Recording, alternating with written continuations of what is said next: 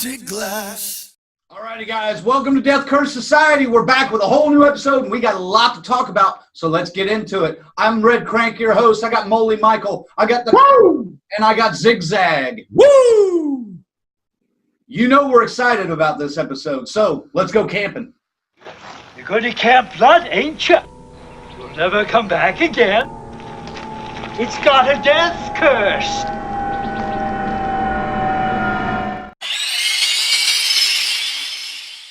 All right, so our topic for Let's Go Camping, of course, is Jordan Peele's new movie, Us, which dropped in theaters over the weekend, has already raked in like $70 million, more than tripling its budget. Fascinating is all I have to say right now, but I'm going to let Zag start off. Us, Doppelgangers, Home Invasion, Jordan Peele, master of horror, I say. The whole time, I'm not sure what the fuck is going on, like most of the movie. I'm just going, I can't guess where the twist is going to be. I mean, I had my idea, and it was called a few episodes back. Crank and I both kind of nailed the main plot. We're not going to spoil it. It's not bad. It's good. It's a good movie. It looks great. It's shot well. So we have a family of four. And they're a real nice family, though. They're funny. You know, they joke around. You know, you get to like them right away. They're very likable people, characters. And the movie opens with about an 8-year-old version of the mother, who after she grows up later on in the movie. And she breaks away from her family, kind of wanders off. It's Santa Cruz. It's kind of cool. A little nod to the Lost Boys there, the Santa Cruz Pier. Kind of cool. I did appreciate that. She wanders off, gets lost, and runs into a doppelganger of herself, and it kind of flashes right up to the future, present day. Not too long, a full family of doppelgangers show up and start tormenting our heroes. So that's where I kind of was like, okay, here we go. Now we know who sent them. There's a million questions come up to me. They start to fight them and try to escape and flee, and actually, where you think this is a home invasion movie, it breaks the fuck out. They get out there and they're in the world, man. So it works. Jordan Peele is good this way of working in social themes of real life. Is it to the level of George Romero or Wes Craven or John Carpenter? Not yet. Not in my opinion. But this man is onto something. Colonel, you want to jump in on this and give your initial thoughts here? I'm just going to say I really thought it was a good movie. I wouldn't classify it as a masterpiece as everybody has been saying right now.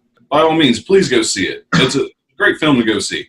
Lupita Nyong'o, she deserves an Oscar. You forgot she was playing two people through the whole fucking movie. You cannot, total opposites.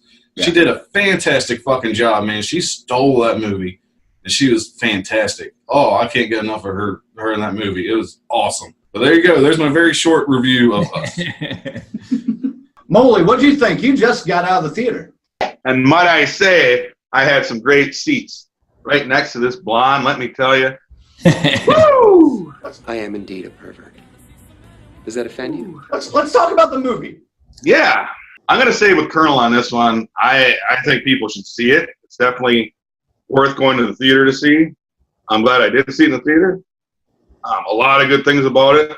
I think the top would be probably the acting that I liked. She had to play a really weird-ass side and then a fairly somewhat normal side, protective mother. I found the dad to be right on cue and just a subtle humor. I really liked him. The kids weren't bad either. You know, the child actors were pretty good too. You know, I got questions since I just got out of it. I'm still soaking it all in, processing it.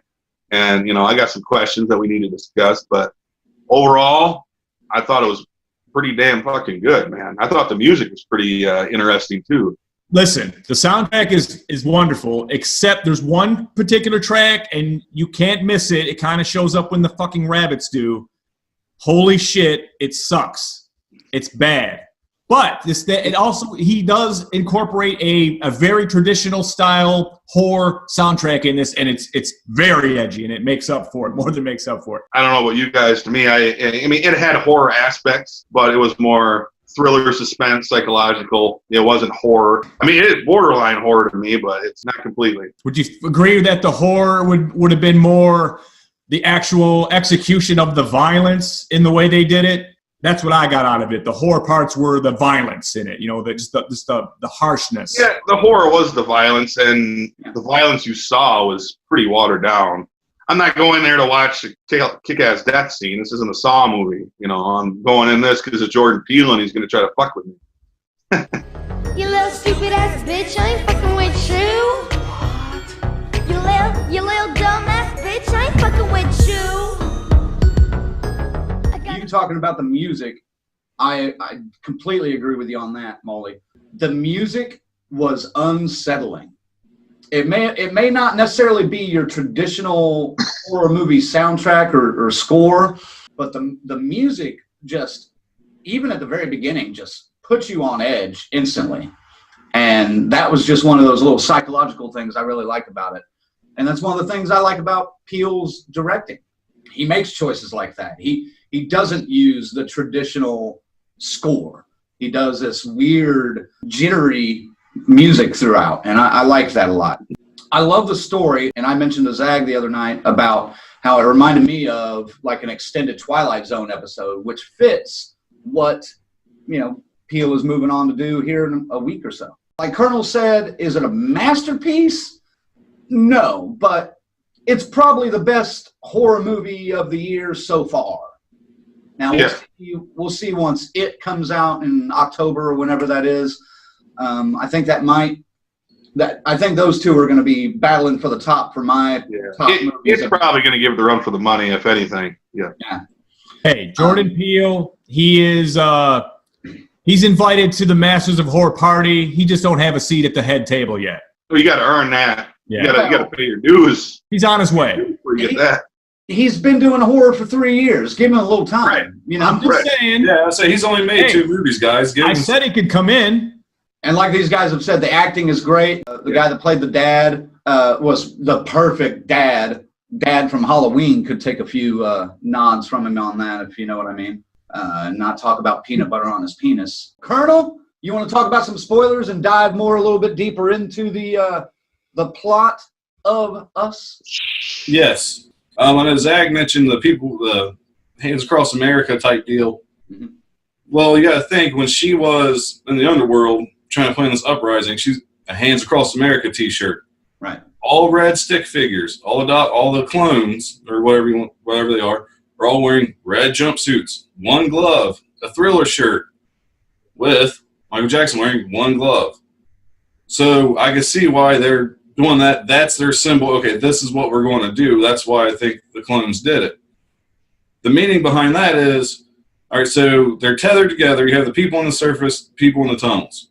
Well, the people on the surface, they've had advantages that the people in the tunnels never had. Education, to the arts, etc., etc. To me, this movie is more about the the social income structure in America right now, as where the middle class and up have way more advantages than the people in poverty have right now, and the poverty levels in this country are outrageously high. So I think that's Jordan Peele's way of saying, you know, you have a voice, you can make a difference to the lower income people of this nation. That's what I was getting from all that. Again, I love the Chud references. I picked it up right away. You know, Chud, Nightmare on Elm Street, VHS, The Goonies. But right in the beginning, you're watching the TV and you see Chud right there. Chud! Anybody who knows Chud is Cannibalistic Humanoid Underground Dwellers. That movie from the 80s. I mean, if you watch this movie, you'll know why that's important, because it pretty much tells you kind of what's happening. I do like the line the daughter says. She's like, you know, the government puts fluoride in the water to control you. That's a one little line I think a lot of people would overlook until you really start paying attention to the movie. You're like, okay, because I'm going to explain that as an experiment that they just kind of abandoned. And she's like, who are you? We're Americans. I was like, I love it. Yeah. I love it. And this is an amazing social commentary throughout this whole film, man. I like it because it gave you something to think about. I like movies that make you think. I like that. Yeah, and I have a little bit of a different take on your the social commentary that you saw, but the thing that I saw from it was more of this country's kind of tearing itself apart from the inside, and it's the people that are doing it. And this was kind of a visual representation of that, with the people underground coming up and trying to take over and slaughtering out the other people. You know, what's going on in this country currently is crazy, and I'm not just talking politically. I'm talking the fact that you can't have a difference with somebody anymore and still talk to them. That's one of the things that's great about this. Everyone's going to have their own take on it. And that's one of the things that's great about movies like this. Like you said, it's good it makes you think, but it's also good, you know, if you go to see it with somebody, then you go and have a drink or grab a bite to eat afterwards with somebody, you can talk about it with them. And like, Molly, jump in here on the spoiler version of the plot and tell us what you thought. I'm still kind of left hanging, like, have the shadow people killed every human on Earth and taken over? I mean, who's flying that chopper at the end? You know, are they going to kill these people holding hands? I mean, what's going to happen here? Are they holding hands through the ocean? I mean, what's going on there?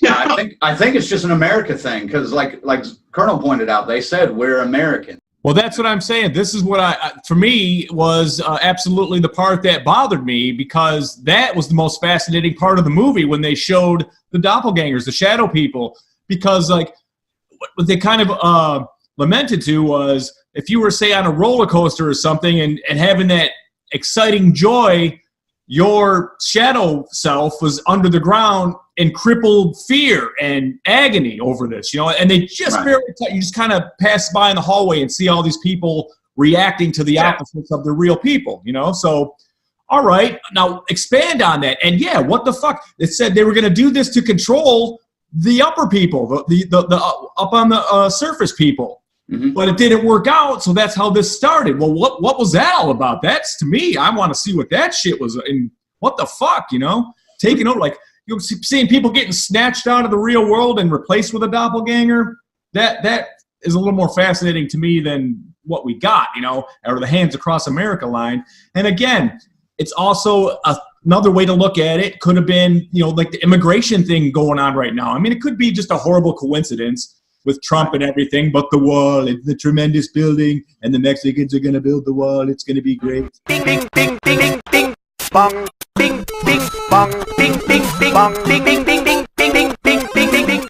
But I'm just saying, that's just yet another, here we are, 3 different takes on the same thing we all saw here, and oh yeah, we're all wondering what the hell still. But I mean, that's what I'm saying. The underground thing was way more, should have been expanded a little bit more. I could be answering my own question here, but I mean, like, I assume that, because apparently that experiment was abandoned back in the 80s, or I don't know when it was abandoned, but apparently it was abandoned. They said it didn't work out. It didn't work out. So apparently the children that are down there must be because of the people that were already there, basically mating with the same people that were mating up top to have the same exact kid. Well, do you remember when Mom first came out, she said, you know, you had a baby, and down there it happened there too, but it wasn't a joyous birth. It was out of fire, and you know what I mean? And right. So I don't know. I mean, if one has one here, does your doppelganger have one down there? It didn't really say. Perhaps a director's cut when it comes out on DVD, hopefully. Yeah, please. Add another 20, 30 minutes that kind of delves more deeply into that. Yeah. Give me the Shadow World explanation. Prequel, sequel? I think there could be a sequel. Definitely. Just the way it ended, especially with the son kind of looking at the mom in that weird way, almost kind of maybe figuring it out. Yeah, figuring it out. And I like that little tiny smile. She's just like, yeah, well, you got to remember, the son heard all that. He was in, like, one of the closets in that room where he killed her, where Mom killed her. He heard it all. Oh, man, he heard all that whole conversation. Yeah, so he kind of knows what's going on, so what kind of story would that start? You know? It almost sounds like they're driving down to Mexico to get away from all this shit. You know, it looks like the military has been called in at the very end as well. Jeez. So what the hell's going on there? Does it? Your lab experiment has gone nuts. All right, folks, are we going? You got to go see it, and then you tell us. Are we fucking crazy or what, man? I mean, too many questions. What are your questions about this? You got probably questions too. One last thing I want to talk about with us is the directing style of Jordan Peele, which I find so nice to watch. It's not your typical horror movie stuff. I mean, yeah, there are some of the jump scares and things like that in there, and you know, stuff moving in the background. That's not necessarily what I'm talking about. I'm talking about especially the beginning of his movies, and even Get Out was a little bit like this. The beginning of the movies are slow, you know, kind of drawn out shots, just almost Kubrick style, Kubrick-esque, if you will. You know, like moving in on the TV and just, you know, showing this entire commercial for Hands Across America, which you don't realize is going to play such a big part in the movie until later, but it sticks with you, and it's so deliberate, and I like that a lot. And then I like his typical jump scares and things like that he has, but I just really dig his style as a director, and especially, you know, since he has written this, it's nice to see, and it's a little bit different than some of the other stuff that's coming out there right now. It sucks you in because, you know, when there's a long shot, especially if it's just barely kind of moving in, not very much, but just real subtly, it just draws you in, and you're just stuck there. Like you think, okay, something's about to happen. No, something's about to happen. Okay, something's really about to happen now. And no, nothing ever happens, but you're just sucked in on it, you know. Absolutely right. He's got a great style, and it's versatile because Get Out was right on the nose. I mean, you pretty much knew what we were looking at right away. It was no punches pulled there, you know. This one, like I said, 45 minutes into this, I was like, I don't know what the fuck is going on right now, you know, nothing. You know, I don't have any clue. And then, you know, but I mean, I think, again, my brain was way overthinking it, you know, because I was expecting something, and it just didn't, it wasn't like a knockout punch kind of boom, twist, you know what I'm saying? So It's not a disappointment, and its film's not boring in any way. I just, you know, I guess I went in, I overhyped it. I'll say it. I did it. I bought in. I did it. I'm sorry, but it's still a great movie.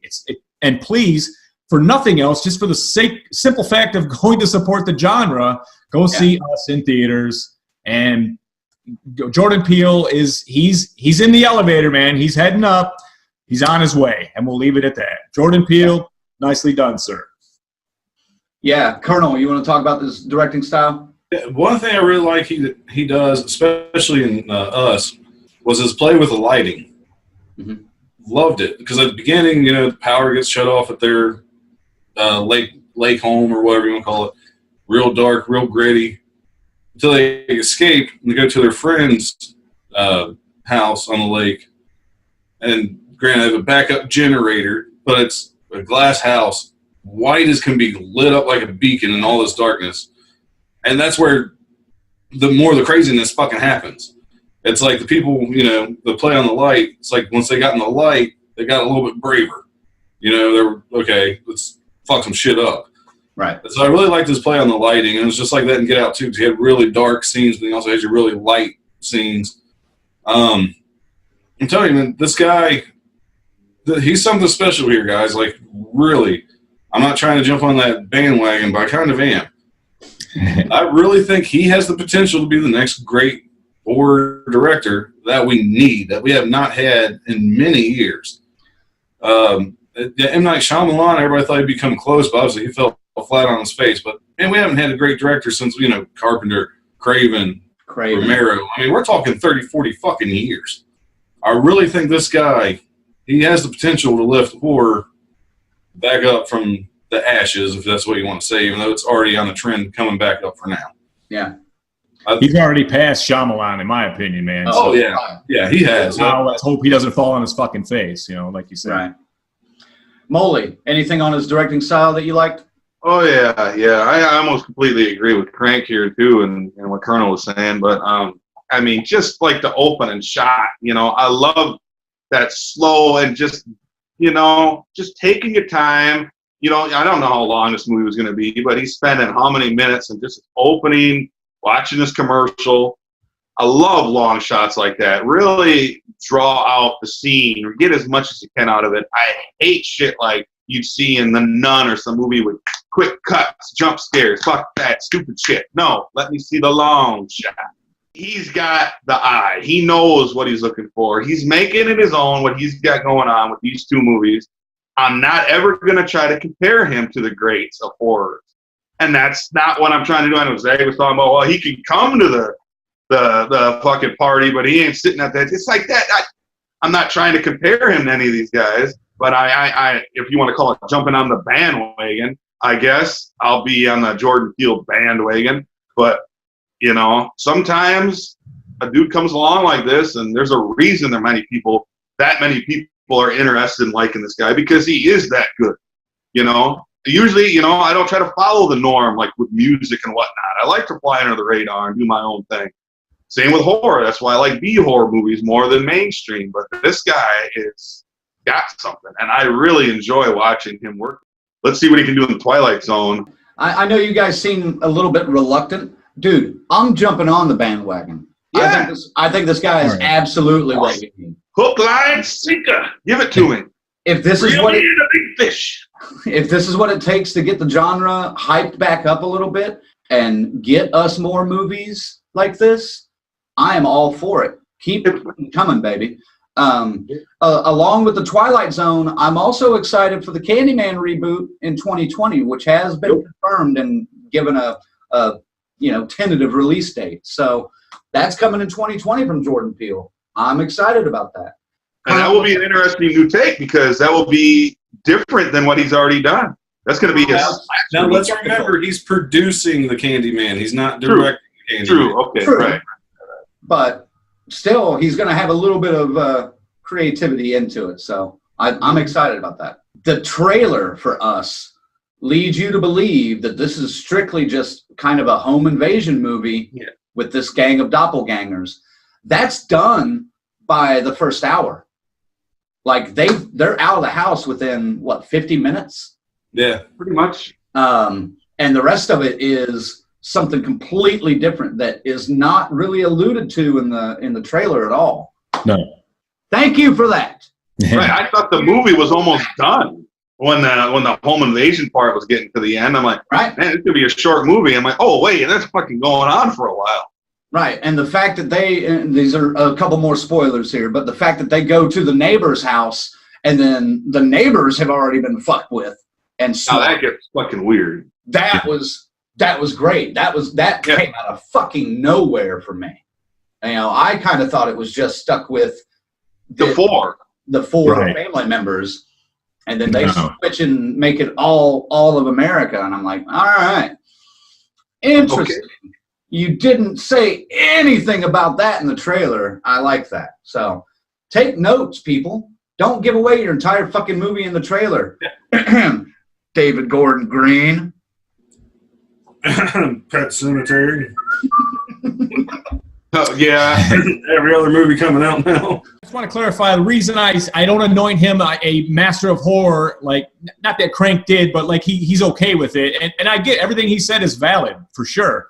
But there are people out there that already have him amongst these guys, you know, and let's just pump the brakes a little bit. Let's let the guy spread his wings, get some more content out there. Let's get into the Twilight Zone. That's the biggest thing, more content. He just started, man. Yeah. He's just knocking out of the park twice. It's just like, let's just see what he does. I ain't hating, man. Not even all the great directors, they hit every fucking one on the head. Mm-hmm. Every movie they made was the shit. Carpenter's pretty fucking close, man. Carpenter's close. Not everyone. Not everyone. Well, and keep in mind, though, the second movie is normally what they say is your hardest one. Hey, your sophomore slump. For a sophomore effort, this was...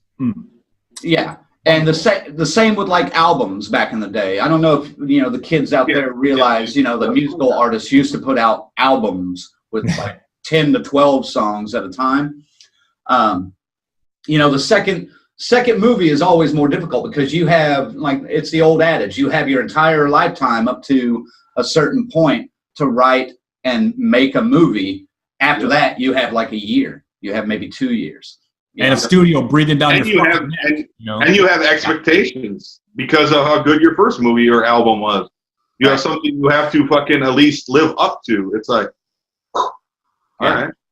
So I think for his second outing, yeah, he knocked it out of the fucking park. What? Okay, quick. Us. What would you guys say? Us or his first movie? I liked Us better than Get Out. I think I'd say Us. Yeah, I'm kind of with Crank. I like Us better than Get Out, but that is It's not dark. a knock towards Dark. Get Out. It's Like, darker. It's definitely a lot more questions. I mean, Get Out pretty much explains itself, but Yeah.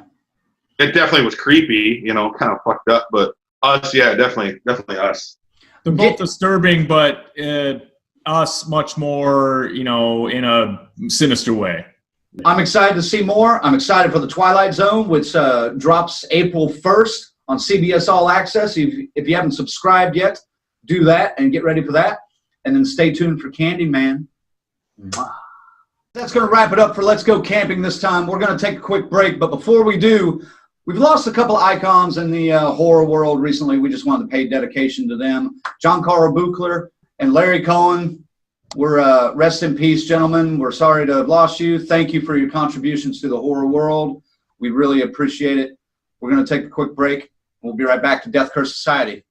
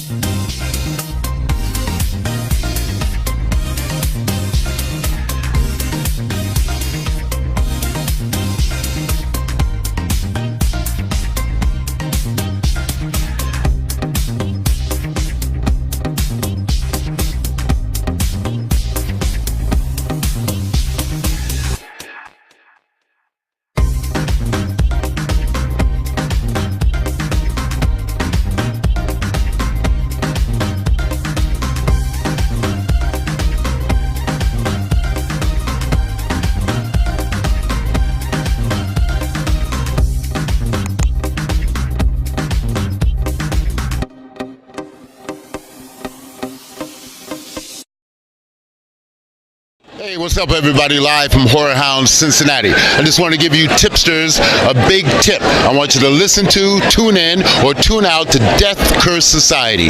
Twice a month, available on YouTube. Okay, it's a podcast you want to talk to and listen to and be a part of. Death Curse Society. Listen to what I'm telling you. God bless everybody.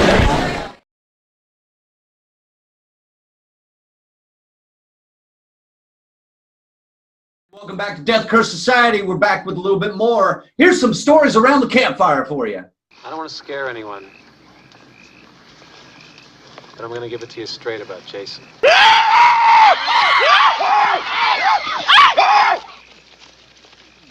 Hey, come back! Our first story around the campfire for you this week is Zigzag and the Colonel just got back from Cincinnati, went to HorrorHound Weekend down there, annual horror convention. Check out this, they put together this little sizzle reel for you to check out, and we'll talk a little bit about it.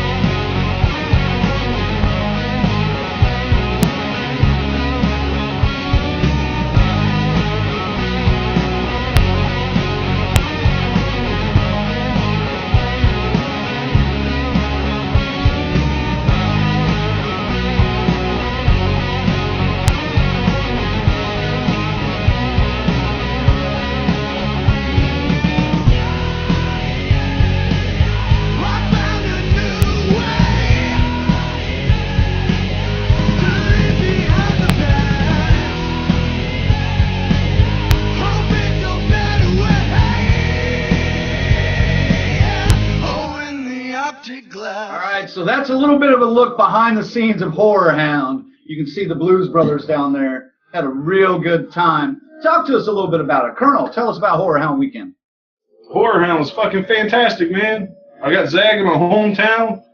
Fucking stars, the fans, dude, just walk around, bullshit with people, have a great time, buy some goods, and before I get too far, I'll let Zag tell you a little detail we managed to get from Mr. Tony Todd himself. Zag, you want to tell everybody? Mr. Tony Todd. We got to talk to him, and what a guy, man. I mean, you think that this guy is going to be stiff and, oh, God, here, yeah, got to shake hands again, sign another fucking autograph. Fuck no, this guy chatted with us for 25 minutes, did not give a fuck about the line or nothing, just loves it. He's into it. He's into this whole scene. Kind of like these cons, man. I mean, if you guys have never done this and you're a fan of horror, you are sorely missing out on a fucking hella great time. You know, but let me get back to it. Tony Todd. After we did talk to him and cameras went down and I asked him, are we going to see you in a cameo in the new Candyman remake? He said to me, well, you know. And I said, okay, you can't say. I get it. He's like, yeah. You know, and then, like, he just got the littlest smile on his face. And we both started laughing, Colonel and I, and he's like, all right. He was like, they're on their third script right now. It's done. And he did get a call, and that's all he would say. So, but it does look good that we may see the original Candyman appearing in the new remake. Another great thing that happened at the con, Tom Atkins. Coolest motherfucker you can ever meet at these cons, man. Sitting there drinking a Miller High Life. It's Miller time, signing autographs. So, hey, I offered him, like, hey, man, I'm here all weekend. You're by yourself. You need a drinking buddy. Just, you know, holler at me, man. I'll come over here and hang out with him. He's like, no thanks. So I got shot down for a drink by Tom Atkins. You need a Miller High Life friend? I'm here all weekend. I'll gladly sit over here and help you toss a couple. Oh, no, I'm good. He's like, no, I'm good. Maybe if you'd have said, I'll bring my own beer. Did you mention? Right.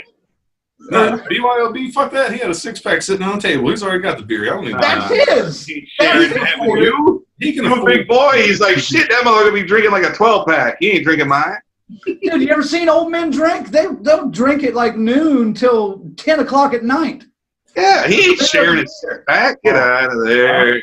I'm just saying, it was fucking awesome. He was walking through with a 30-pack, be like, let's do this, Tom. He'd be like, sit down. Well, I'm a little disappointed Zag didn't make a move more on PJ Souls. Well, let me tell you something. Miss PJ Souls has got...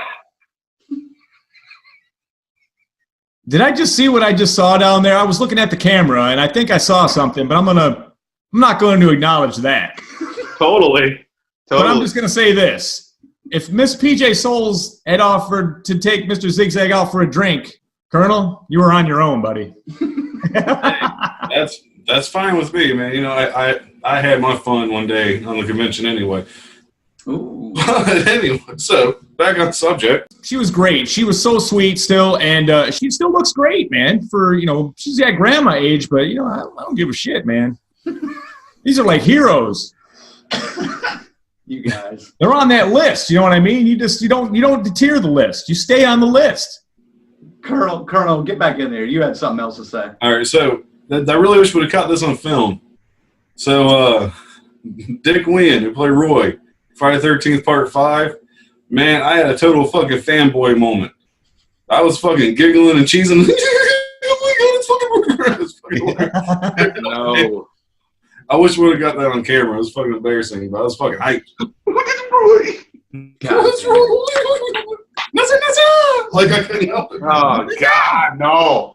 And one last thing about HorrorHound, I want to say, I'm a little disappointed Zag did not try some Cincinnati-style chili. What? But being the pizza guy he is, yeah. I ordered him some La Rosa's pizza, which is local to Cincinnati, and he rather enjoyed it when it came from the restaurant. He did not like the preheated shit that they had at the convention. No. The Roses, baby. Free plug for you there, because that shit was fucking on point. That was good shit. For thin crust cracker pizza like that, that was good. Enjoyed. But you wouldn't eat Skyline chili. I had to eat that shit by myself. At least you ate it, man. I mean, I don't know. You know, man, dude, you don't want chili around me. It would have been instant karma for everybody at the convention, bro. Zag, you've got a con coming up in Detroit pretty soon that you're going to go to. That's solo, right, baby. If you are inclined, feel free to hit us April 26, 27, 28 in Novi, Michigan at Motor City Nightmares. I'll be there on Saturday the 27th. I'm coming there exclusively to cover the Hellraiser 1 reunion panel, including the one and only motherfucking Clive Barker. So I'll see you there, man. One of the other things we like to do when we hit these cons, you know, me and Colonel have hit a couple now. It's always like a competition to get out there and find the coolest fucking garment or shirt or toy or whatever, hat. And, you know, by default, just because I'm a skinny wimp, runt kind of person, you know, they always have my size, so I get to get the shirt. I think I won it in Indianapolis last year with the Michael Myers tearing the mask off with the clown revealing underneath. That was the winner. This year, I thought I had it. I went to the Fright Rags booth. I picked up the Brundlefly t-shirt, a huge mug of Jeff Goldblum as Seth Brundle. It's wonderful. It's glorious. And then Colonel finds this and wins it hands down. Check this baby out. Holy shit. Holy shit. Very nice. Glorious. See, this is one of those bullshit, man. I can't find shirts in my size. It's hard to find them. I get fucking Magnum condoms everywhere I go. Woo! Hey, maybe never mind. Yeah, very nice, Colonel. Congratulations, you won the T-shirt battle this time. Thank you. And I'll get it next time too, man. Just wait. That's one for the big boys. And the condom battle too, I guess. So good for you. Well, they do call me the Polish sausage. I'm not going to get into that right now, but you know, we can get into that down the road, maybe at another con. You know. All right. Girls, you're both pretty. Put your dicks away now, all right? Shit. Next on Stories Around the Campfire, let's talk a little bit about The Walking Dead. It doesn't seem like we have too much to say about this.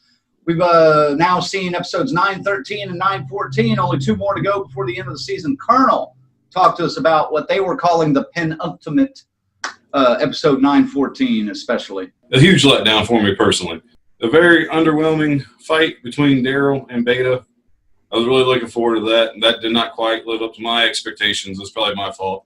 And 9-14, why the fuck do we get another time jump episode? That just totally fucking makes no sense. Right, and Michonne, I mean, what can I say? She likes to fuck everybody in the community, I guess, to build up the population. No, I'm saying I don't fucking know. Fuck it.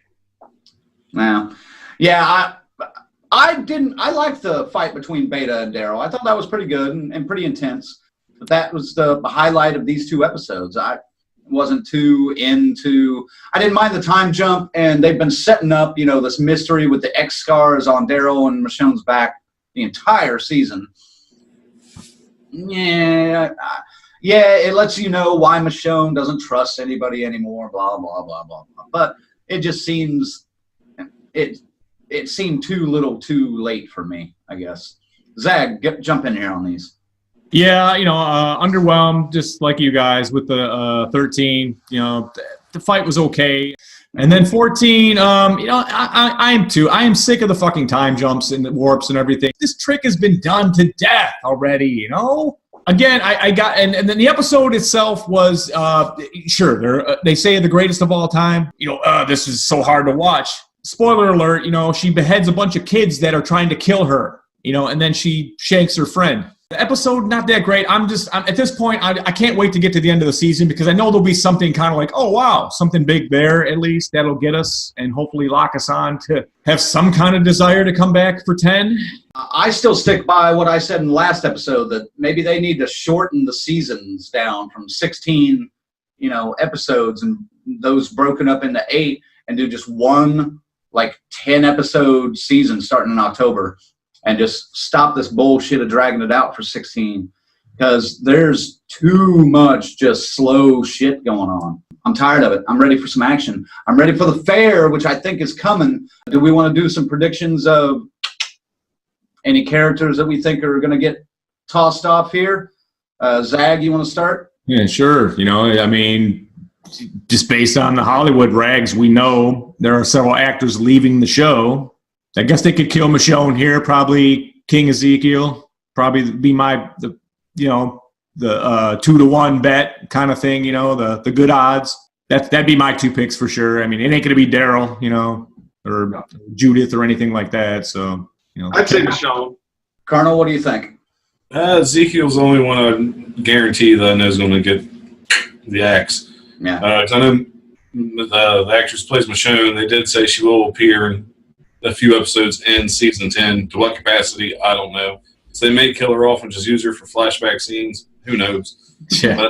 That's why I'm a little hesitant to say, yeah, they'll kill Michonne off. Sounds like we're going to lose all the dreadlocks. Oh, no. I think King Ezekiel is gone, especially based on the comic books. He dies during the fair. I don't know if I'd go as far as to say Michonne, but there's one character that I definitely wouldn't mind losing now because he's just driving me up the fucking wall, and that's Henry.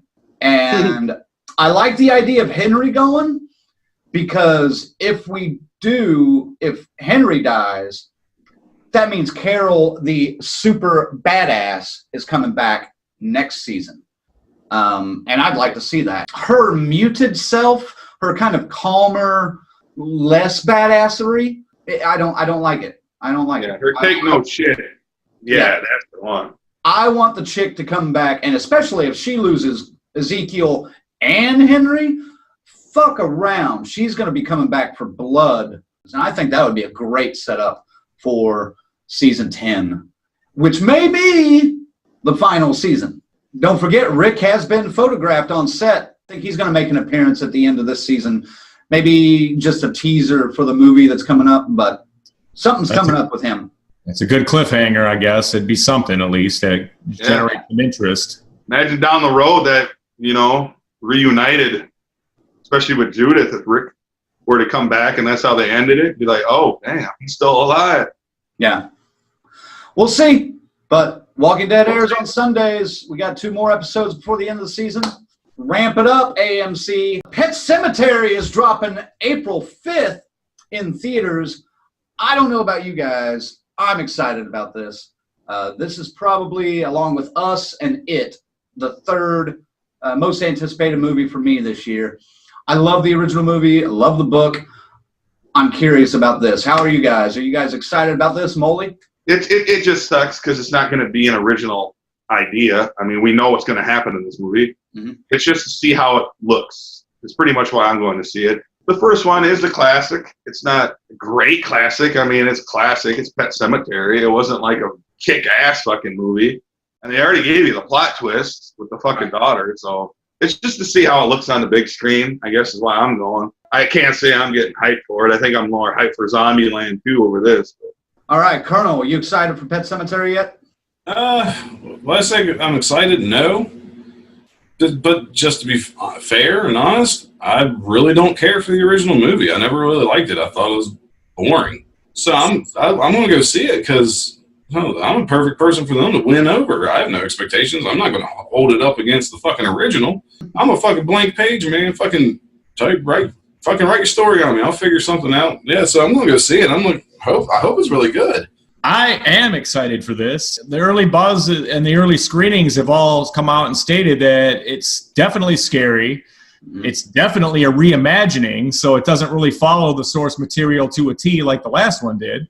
They're coming out saying it's good. Granted, I don't agree with a lot of these critics sometimes when they say shit like this. It's a paid opinion. Everyone's saying the right things right now. And the stuff I'm seeing, I like. Every little trailer that comes out, you catch another thing you didn't really notice before in the last one. And it looks like they did some things way differently this time. Mm-hmm. It's enough for me to get in there and want to see it. And yes, I'll definitely be there. This is absolutely one you need to go support. So go out and go see it. But it looks like you're going to get paid off. It looks like it's going to be decent. So it looks like Zag and the Crank are ready for this one and excited about it. And Colonel and Molly are a little indifferent. So can't wait for it. April 5th in theaters. Go check it out. Last topic on Stories Around the Campfire, a little bit of video game news for you. If you guys are fans of the game Dead by Daylight, no. They recently had a patch that came out, or an update, and they screwed up a little bit. Inside the Kill Your Friends section of the game, where you have access to all the perks that are in the game, they left in 3 perks that weren't there before for a character that's not in the game yet named Ashley J. Williams. Does that mean we're getting Ash from the Evil Dead in Dead by Daylight? What do you guys think?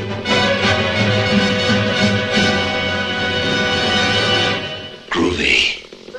Molly, your thoughts? Yeah, well, the day the chapter got released, I came across this with a couple of guys. I think Crank and Boobs I was with, I believe. Yeah.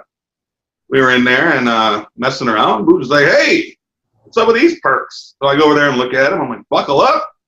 Metal Man, flip-flop. What's this shit? And it's talking about Ashley J. Williams. I'm like, and apparently it's only a bug that's on PS4. It's not on Xbox or PC.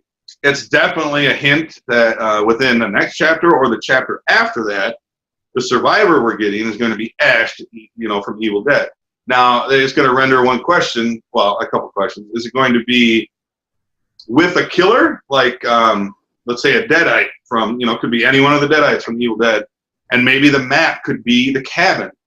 And you could even go in between the walls, how he was like running away and shit in between the walls.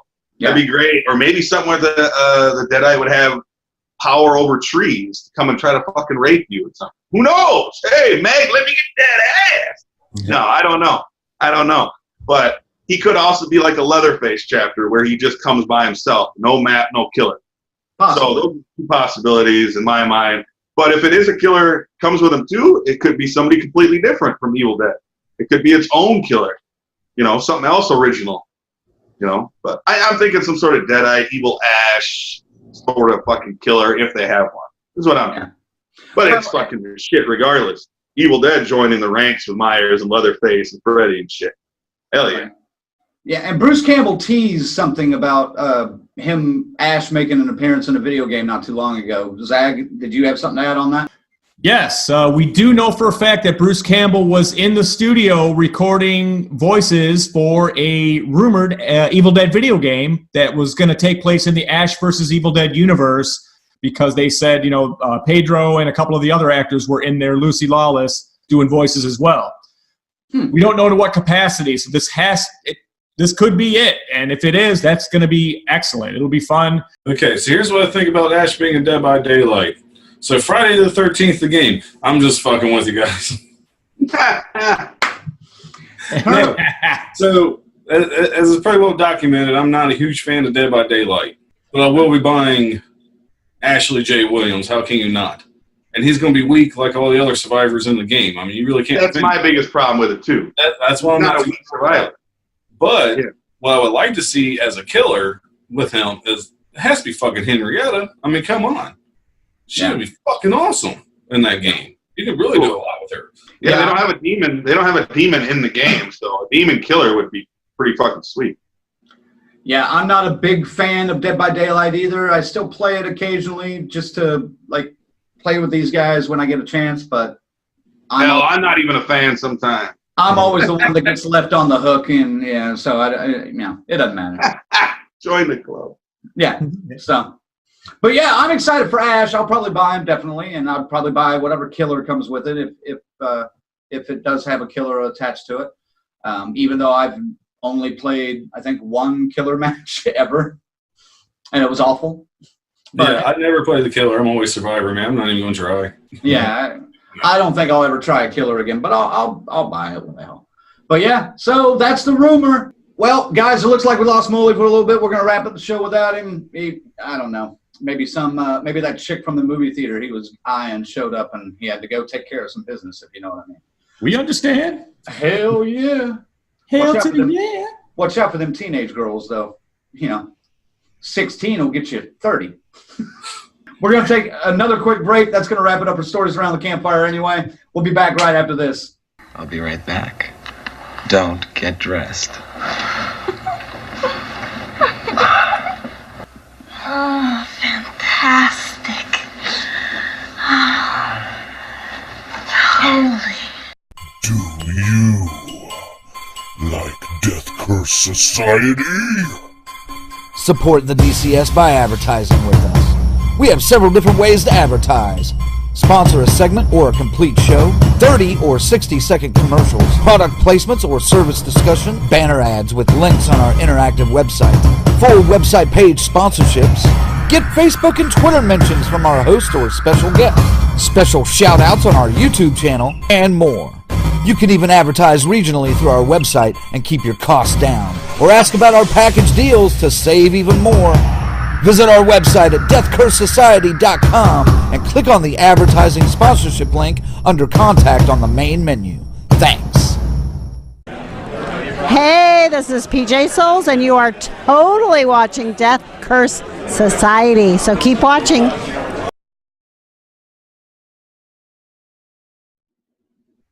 All right, guys, welcome back to Death Curse Society. It's just the three of us now. I got the Colonel, and I got Zigzag. We lost Moley a minute ago. We're almost done.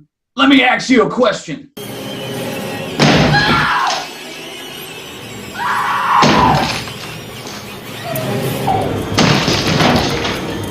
Here's Johnny.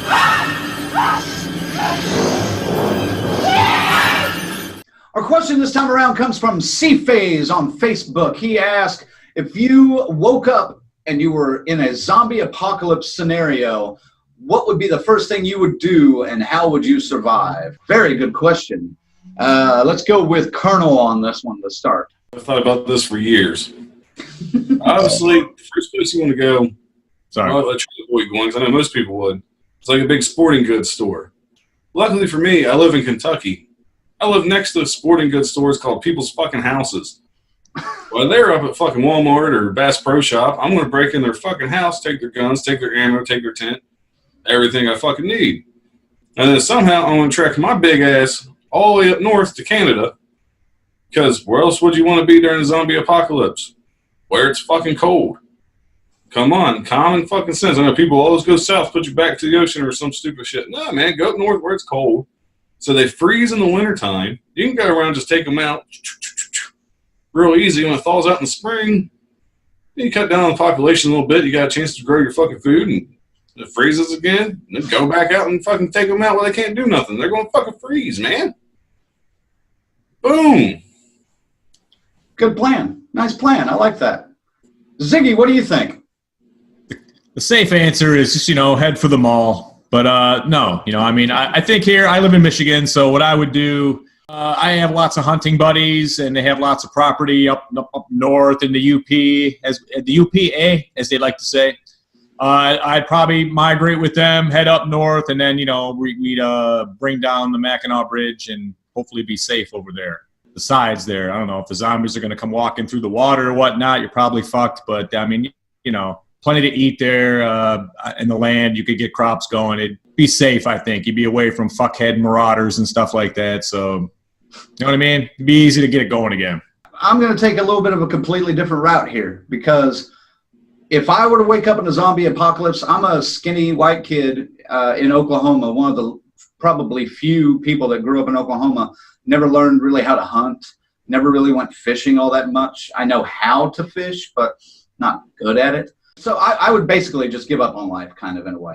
But I also live in a college town, and all the sororities are kind of lined up right in a row. So I would just go and hit one sorority and be like, hey, we're all going to die. Let's fuck. And fuck all these 50, 60 bitches that live in one house, and then be like, all right, go to the next sorority and be like, hey, we're all going to die. Let's fuck. And just go out like that, And what... it's you go to the point where you just don't care anymore. At that, you just walk outside and take it. You'd be like, I don't care. I'm empty. Yeah, I'm spent. I've spent my seed everywhere. So eat me. Why not? So, my genes will carry on. Yeah. Hopefully, if any of them bitches survive, there will be some little cranks running around at some point down the road in the zombie apocalypse. But yeah, I know I wouldn't survive a zombie apocalypse. There's just no way. Not this. I don't run.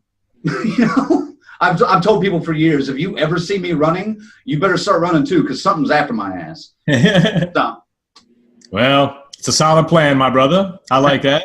I might as well go out doing what I love to do. Yes. Going out with a stiffy and some VD. I think it would, yeah. I don't think you'd be able to tell. It'd be the same. I don't want to know, though. I just know I'd make a good zombie once that was ready. You know, I think I would anyway. I think I would too. I mean, it'd take a while for me to decompose. I'd probably last a while. Oh man, you'd be one of them gassy ones that go. Oh yeah, I'd be leaving shit everywhere. Trails. Yeah, I'd be leaving shit trails all over the place. Jesus. Anyway, hey, I guess C-Face, thanks for the question. Got me to live out my sorority rape fantasy. Yeah. Calm down, Ted Bundy. Shit. Yep. But yeah, thanks for the question. And if you guys ever have any questions for us, make sure to send them to us on social media, and we'll try to answer them in the show. But that's going to wrap it up for Death Curse Society this time around. I would like to first off say a special thanks to Filmora, Wondershare Filmora video editing software. That's how we make this all put together, and it looks good. I like it. Go to Wondershare.com and download your copy today if you're into this kind of stuff. Colonel. Hey, I just want to say, if you guys like what you see, man, do us a huge favor. Go to our website, deathcursesociety.com. Live updates for every show there. Follow us on Facebook, Instagram, Twitter. We're there. But most importantly, please subscribe to our YouTube channel. Click that little notification button. Let's raise up these subscribers, guys. I know you guys like what we want. Mm-hmm. Fuck trying to find us on Facebook for a picture and click the link. Bypass the link. Get that notification. See us directly as we go live with new episodes and new content. That's right. Yeah. And tell your friends, too. Zigzag. All right. You see these fine garments right here my boys are wearing? We got the uniform of the DCS. You can join us and get one for yourself. Just hit one of our social media pages. Hit on the deathcursesociety.com. You'll find the link. PayPal.me/zigzag is DCS, and we will get you hooked up. We have all sizes. They're $20. If you're a big guy, 2X or larger, we got to go charge a little bit more, extra fabric, extra ink. You understand. $25, but you could be wearing the DCS and tell everybody you're down, man. That's how we do it. Woo! Hell yeah. Looks fucking good. And it feels good, too. It's nice. This is high quality shit. This ain't that cheap shit Metallica sells. That's no shit. This is good shit. All right, our next episode is going to be April 11th, and we're going to be reviewing Pet Sematary right after it comes out, so stay tuned for that. For Moley Michael, for the Colonel, for Zigzag, this is Red Crank saying DCS out. See you next time. DCS out. Nessa, Nessa! Woo! You cocks.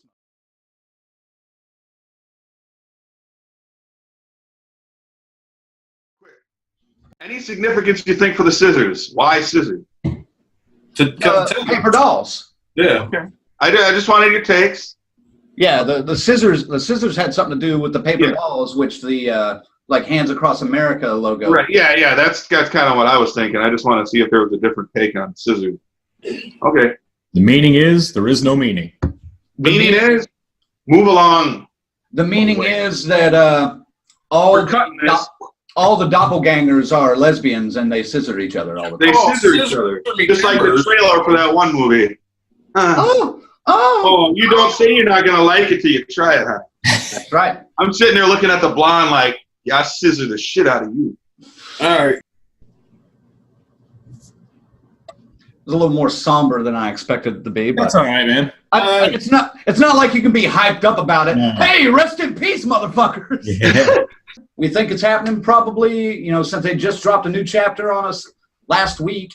Probably at least 3 months at the earliest. Molly flipped. Where'd you go, Molly?